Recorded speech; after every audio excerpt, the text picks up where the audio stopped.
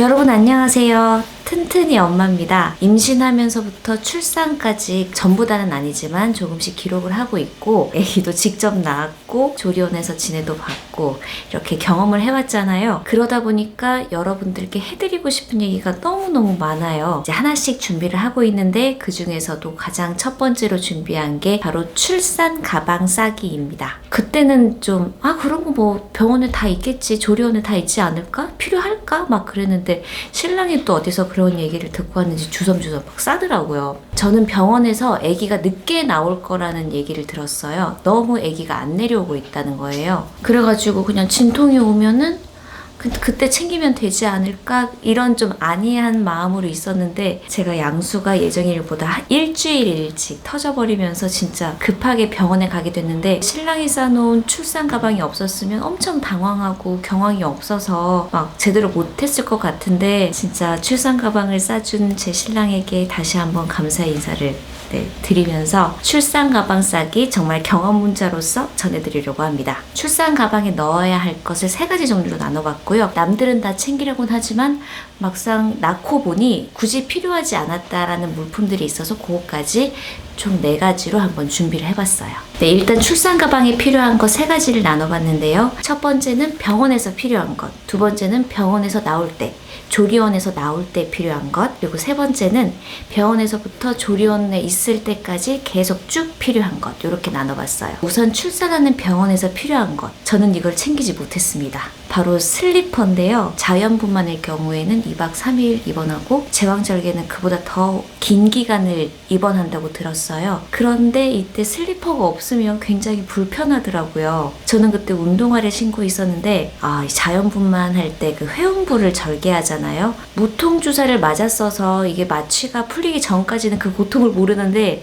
마취가 풀리기 시작하면서부터 그 밑부분이 진짜 저 진짜 내가 항문으로 아기를 낳는다는 생각이 들 정도로 밑에가 너무 아파요. 그런데 뭐 화장실도 가야 되고요. 또 좌욕을 해야 돼서 층을 바꿔서 가야 되는 그런 경우도 있는데 그때마다 이 고개를 숙여서 운동화를 신기가 진짜 좀 많이 아프더라고요. 그래서 슬리퍼를 꼭 준비하시는 게 좋아요. 그리고 여기서 중요한 게 바로 슬리퍼 밑창인데요. 마취가 풀리고서부터는 정말 이 다리에 힘이 없어요. 내 의지와 상관없이. 병원에 또 물기가 있을 수도 있으니까 항상 밑창이 단단한 그런 슬리퍼를 준비하시는 게 좋아요. 그리고 두 번째, 바로 립밤인데 출산할 때 입이 정말 많이 말라요. 왜냐면 호흡도 해야 되지, 정신없지, 입은 바짝바짝 말라요. 막 배는 너무 아프고. 그런데 물을 못 마시잖아요. 저는 그때 제 사촌 언니가 립밤 얘기를 해줘가지고 챙겼는데 정말 잘했다 생각이 들어요. 입이라도 촉촉하니까 좀 그런 갈증에 대한 부분도 해소가 되고 병원이 겨울이어서 굉장히 건조하거든요. 립밤이 있으면 아주 좋습니다.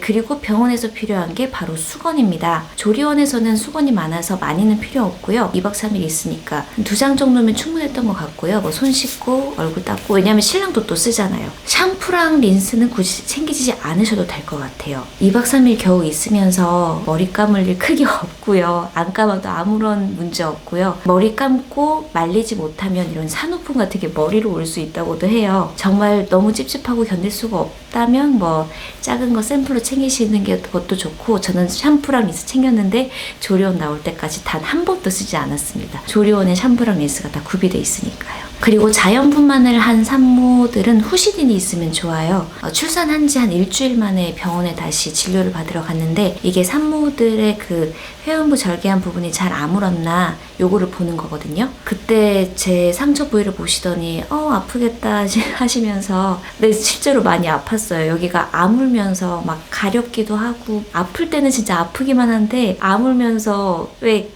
상처 났을 때 딱지 앉으면서 가려운 거 있잖아요. 그러다 보니까 여기가 상처가 조금 더 나기도 했나 봐요. 그래서 의사 선생님이 후시딘 좀 바르라고 하더라고요. 그 후시딘을 미리 챙겼더라면 그때그때 발랐을 텐데 라는 그런 아쉬움이 들어서 그렇게 후시딘 챙기시면 좋을 것 같아요. 병원에서 필요한 아기를 위한 용품이 또 2가지 있는데 바로 가제손수건과 물티슈입니다. 병원에서 모자동실이라고 아기와 함께 지내는 그런 거 신청을 할 수가 있어요. 그래서 젖도 물리고 저는 한 2시쯤 데리고 와가지고 아니다.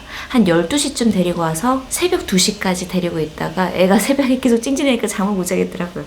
어차피 이거는 제가 조리원 나오고서부터 애 키우면서 평생 겪을 그거니까 새벽 2시쯤에 이제 데려다 주고 그래도 꽤 많은 시간 같이 있었죠. 그러면서 계속 젖도 물리고 했는데 기저귀는 병원에서 충분히 지원이 돼요. 애기 젖병이나 이런 것도 마찬가지고요. 그런데 가제 손수건이랑 물티슈는 따로 가져오셔야 되더라고요. 병원에서 모자동실 한다고 해서 젖이 막 나오진 않아요. 일종의 연습하고 워밍업하는 기간이거든요. 그래서 분유를 결국은 먹이는데 분유를 먹이다 보면 엄마가 서툴러서 흘릴 수도 있고 아기가 기어낼 수도 있는데 그때 필요한 게 가제 손수건이고 가제 손수건은 지금도 정말 많이 필요합니다. 거의 하루에 10장 넘게 쓰는 것 같아요. 그래서 병원에서 쓸 가제 손수건 3장에서 5장 정도? 한 5장 정도면 좋을 것 같아요. 그리고 물티슈 이건 병원에서 따로 지원 안 해주더라고요. 기저귀 갈 때 뭐 또 흘리거나 했을 때 닦아내기 쉽도록 그런 식으로 준비하면 좋습니다.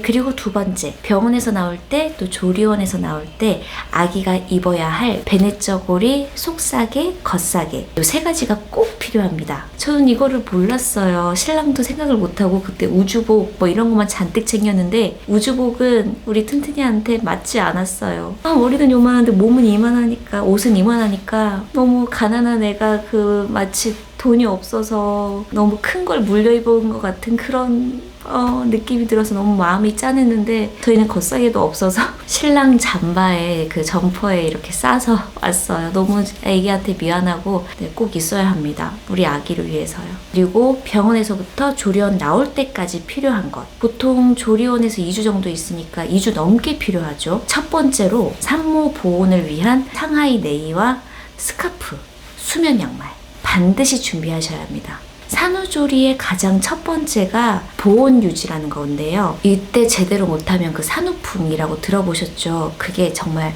제대로 온다고 합니다. 수유내복이라고 임산부 내복이라고 그런 임산부 옷 사이트에 팔던데 이렇게 브이넥처럼 돼서 옷을 이렇게 쉽게 가슴을 이렇게 쉽게 벗길 수 있게 돼 있어요. 이렇게 여기만 딱 드러내서 왼쪽 물리고 여기는 드러내서 오른쪽 물리고 할 수 있는 그런 네이가 있고 밑에는 레깅스도 충분하고요. 조리원에 있을 때 보니까 수면 잠옷 입으시는 분들도 계셨고요. 수면 양말, 그냥 양말보다 수면 양말이 좋고 그리고 반드시 발목이 올라와야 됩니다. 이게 다니다 보면은 양말이 흘러내리고 네이는 올라가서 발목 부분이 이렇게 살짝이 나오는 경우가 있어요. 근데 이렇게 되면은 정말 이 부분만 나중에 실이 돼요. 찰같이 노출이 되지 않도록 꽁꽁 싸매는 게 중요해요.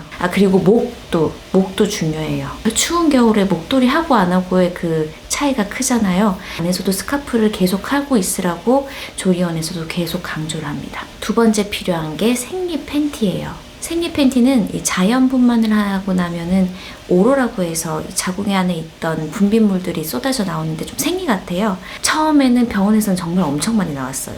많이 새이더라고요. 그러다 보니까. 그래서 옷도 좀 베리기도 하고 일반 팬티 위에다가 패드를 하니까 산모 패드라고 해서 이렇게 큰 거를 줘요. 이게 팬티에 고정이 잘 안 되니까 새서 막 옷에 묻고 침대에 묻고 막 그랬어요. 생리 팬티가 있으면 좋겠더라고요. 이거 정말 중요합니다. 아기 로션 한 별 100개 하셔야 돼요. 아기 로션. 병원이 정말 건조하더라고요. 아기가 태어나면 이렇게 손목이랑 발목에 몇십 몇 분에 몇 그램으로 태어났고 누구의 아기이고 이런 걸 적어놓는 이런 걸 띠 같은 걸 감아요. 그런데 여기가 건조하다 보니까 띠 한 부분이 갈라져서 피가 나고 그래요. 다행히 저희는 선물 받은 로션이 있었고 그걸 챙겨서 수시로 발라줬더니 좀 괜찮아지더라고요. 그리고 로션을 사실 때도 신생아에게 필요한 거니까 신생아를 바를 거니까 천연 로션을 구매하시는 게 좋아요. 저는 정말 운 좋게 선물 받은 제품이 또 천연 로션이었고 그래서 병원에서부터 꾸준히 썼고 지금 한 통 다 썼어요. 선물 받은 거 그거는. 그리고 4번째가 세안도구, 칫솔, 치약, 비누야 조리원에 있고 산모가 바를 화장품 정도. 저는 근데 조리원에서도 거의 별로 안 씻고 세수도 잘 안 했어요. 그러니까 안 하니까 더 피부가 좋아지는 것 같아요. 5번째, 철분제 같은 종합 비타민, 종합 영양제 준비하시면 좋은데요. 저는 보건소에서 받았던 철분제랑 종합 비타민 아직 남아있어서 계속 꾸준히 먹고 있고요. 특히 분만하고 나면 혀를 많이 쏟잖아요. 그래서 철분제 같은 거는 계속 복용해도 좋다고 하더라고요. 또 비타민 D도 산모한테 꼭 필요하다고 하는데, 모유 수유를 하게 되면 그 산모에게 있던 칼슘 성분이 아기한테 많이 가게 돼서 비타민 D를 꼭 섭취하라는 얘기도 있어서 저는 비타민 D도 매일 하나씩 꼭 복용하고 있습니다. 이제 마지막으로, 남들은 다 준비하라고 하는데 낳고 보니 굳이 필요하지 않았던 것, 바로 첫 번째가 좌욕기입니다. 병원이랑 조리원에서 다 개별 지급해 주더라고요. 그런데 이게 병원이랑 또 조리원마다 다를 수 있으니까요. 반드시 예약한 병원과 조리원에 먼저 문의를 해보시고 준비하셔도 늦지 않을 것 같아요. 그리고 두 번째가 생리 패드. 이것 또한 병원과 조리원에서 다 지급을 합니다. 좀 화학생리대가 찝찝하다 싶으면 천생리대 쓰셔도 되는데, 저도 이게 화학생리대가 싫어서 신랑한테 부탁해서 예전에 제가 쓰던 면생리대 좀 갖다 달라 해서 썼는데, 이 양이 많을 때 쓰면은 하루에 한 4개, 5개 빨아야 돼요. 그런데 몸조리 하려고 조리원에 있는데 내가 빨래를 하고 있어야 하니 좀 그렇더라고요. 그래서 그냥 조리원에서 지급되는 그런 산모 패드 썼습니다. 그리고 수유 패드, 이것도 필요 없어요. 저 정말 이만큼 챙겨서 왔거든요. 단 한 장도 안 썼어요. 저지 세면은 또 갈아입으면 되니까, 또 이게 곰팡이균이 생길 수 있다 그런 얘기도 있지만 굳이 아무튼 필요하지 않아요. 사두신 거 그런 거는 나중에 진짜 외출할 때 필요할 때 쓰시면 되고, 조리원에서 수유브라만 해도 충분했거든요. 저는 수유브라조차 안 했어요. 또 필요 없었던 것, 애기 손싸개, 애기 발싸개, 애기 모자입니다. 병원에서 조리원 갈 때, 또 조리원에서 집으로 갈 때 그런 게 필요한 건데, 배내 쪼그리에 속싸개를 하고 겉싸개를 하니까 손싸개, 발싸개는 진짜 필요가 없고, 또 아이에 따라서 이 모자 쓰는 걸 정말 싫어하는 애기들이 있대요. 굳이 울지 않는다고 하더라도 보온이 충분히 되니까 굳이 모자 필요하지 않다고 병원에서건 또 조리원에서건 얘기를 했고, 저는 당연히 준비를 못했고 겉싸개도 못 가져왔는데요. 지금까지 출산 가방에 꼭 넣어야 할 것들, 굳이 넣지 않아도 될 것들, 이렇게 정리를 해봤는데요. 이건 어디까지나 제 경험담이고 주관적인 생각일 뿐이거든요. 개인차, 취향차, 또 모두의 개성이 다 다른 거니까 참고만 하시고 그렇게 알아서 각자 준비하시면 좋을 것 같습니다. 네, 영상 봐주셔서 정말 감사드리고요. 구독과 좋아요는 사랑입니다. 네, 여러분 다음에 또 만나요. 안녕.